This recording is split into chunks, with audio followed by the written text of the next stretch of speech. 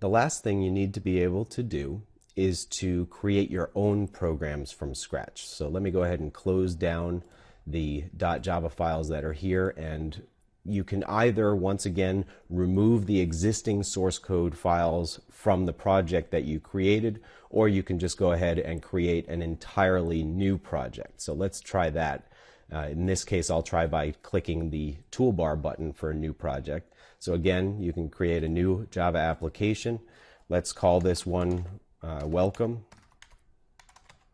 And we'll go ahead and have it create for us, in this case, a main class.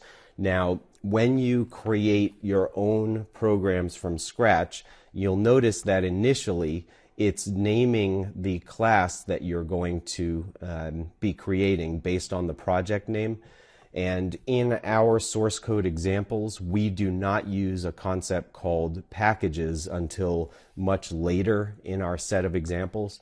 So this welcome dot that's being placed in the front of the class name here is actually a package name, and I'm simply going to delete that so this looks more like the examples that you'll be looking at in our books and videos. So when I click Finish, it's going to create a class called Welcome. It's going to create a new project as well. And you can see the Welcome class's file opens up automatically. The class file has some comments that are predefined in it. These are called Java documentation comments, and they can be used to actually insert comments into your code that can be turned into HTML-based documentation, so web pages for documentation as well. The IDE by default places curly braces differently from the way I like to do them, so I'll just go ahead and move each of these opening curly braces to the next line. And at this point, we can go ahead and enter some code into the main method here so that we can tell the program to do something.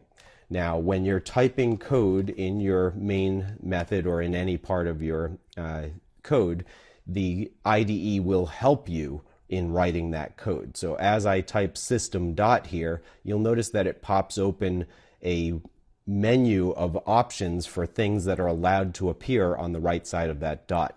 And system.out is the standard output object, and we'll use that to go ahead and display some character information on the screen.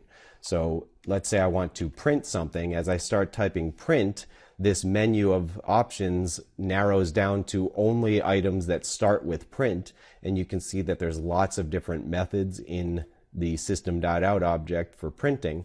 And I want to print a line, so I'll do print ln, and as I type, again, it narrows down just to the options that are available at this point.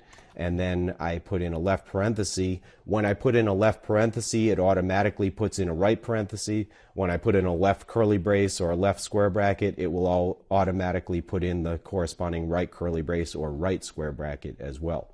And here I want to enter a string that's going to be displayed, so I'll say welcome to Java in this case, exclamation point, and now I have a completed simple little program which, if I click the play button, is going to run and display welcome to Java, which is what I just told it to do here in the main method. So at this point, you're now ready to both test existing Java source code programs in the NetBeans IDE and also to be able to create your own new Java applications from scratch.